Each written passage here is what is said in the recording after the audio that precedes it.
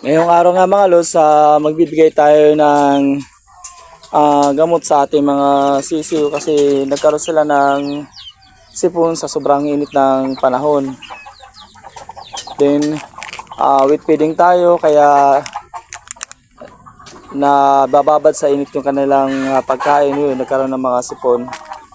Kaya ito yung ginagamit natin, yan, ihalo natin dito sa iba, ginagawa nila, sa painuman ng tubig nila ay kinakalhati na rin. Ako, ito lang, kunti lang nilalagay ko para mapuro yung gamot sa kanila at mabilis gumaling yung ating mga alagang sisiw.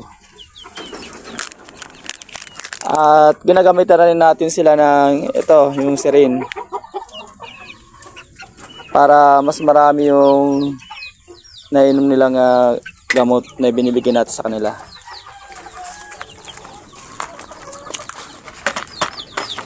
Dito nga ay halos sa magkalahati na yung nilagay natin tubig sa baso.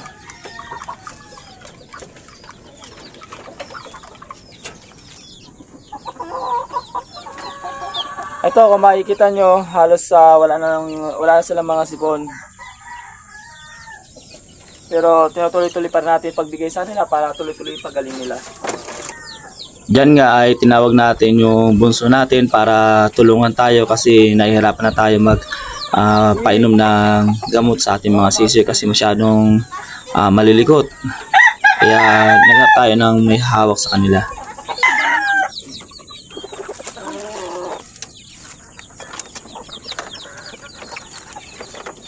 Yan nga ay bumili tayo ng pampurga sa ating mga manok.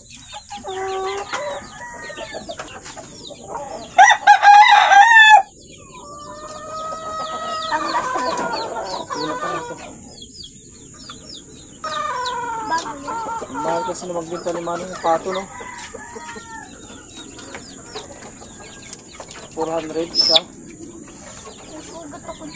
Saan? Saan sugat? Ito? Paggabi. Yung sa pagpatay ko ng walang yung pagpatay. Ang patay na. Okay.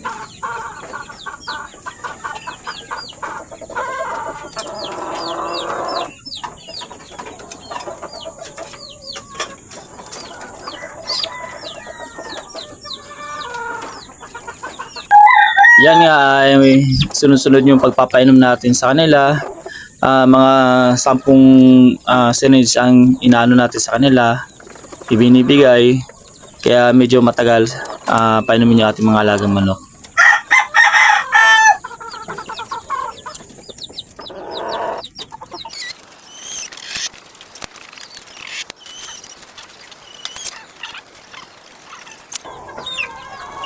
Kung makikita nyo, wala na sila mga sipon, hindi nabasan yung kanilang mga ilong. Pangalawang beses ko pa lang sila binibigyan ng gamot. Ito mo lang pa dito.